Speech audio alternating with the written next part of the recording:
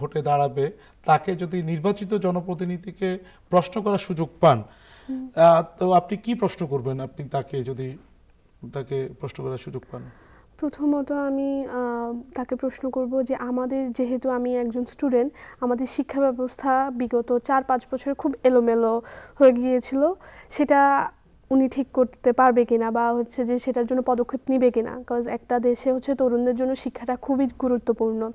তাই আমি চাই ওনাকে প্রশ্ন করব যে আমাদের শিক্ষা ব্যবস্থাটাকে আরও উন্নয়ন করা যাবে কিনা।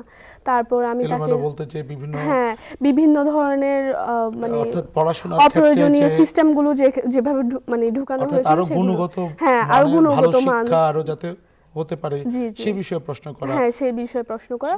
তারপর আমি জিজ্ঞেস করতে চাই চিকিৎসা ব্যবস্থা আমাদের, আমরা দেখছি ঢাকা, চিটাগাং, দেশের বিভিন্ন অঞ্চলে হচ্ছে যে সব দুর্ঘটনাগুলো হয় রোগীদের সাথে, সেগুলো যাতে আর না হয়, মানে সে তার এরিয়াতে হ্যাঁ ব্যবস্থা নেবেন কিনা।